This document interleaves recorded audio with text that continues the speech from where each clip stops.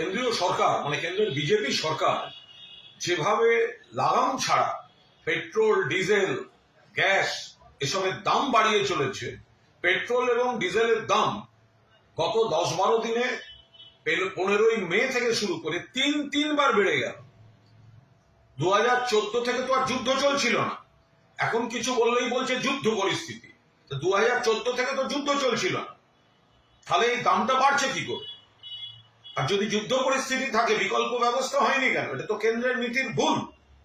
Petrol ডিজেলের দাম বাড়ার অর্থ শুধু যিনি গাড়ি চড়ছেন তার নয়, বাজারে আগুন, পরিবহনের সমস্যা, অটোর ভাই বন্ধুরা তাদের যে গ্যাসের দাম বাড়িয়েছে, যাত্রীদের পকেটে চাপ পড়ছে, যাতায়াতে সর্বনাশ হচ্ছে, পরিবহনে খরচা বাড়ছে, বাজারে সবজি থেকে আরম্ভ করে যা যা আপনি কিনছেন, পরিবহনের খরচা বাড়লে বাজারের দাম বাড়ছে।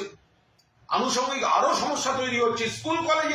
স্কুলে নোটিশ দিতে হচ্ছে যে জ্বালানি খরচা কম করতে হবে।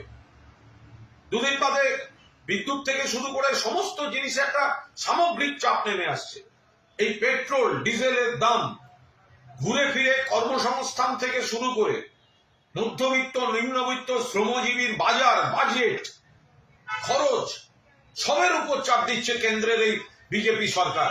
ভোটের সময় ডেলি প্যাসেঞ্জারি করে কত মিষ্টি মিষ্টি কথা, একবারও তো বলেননি যে ভোট শেষ হলেই সবার দাম বাড়ানো হবে।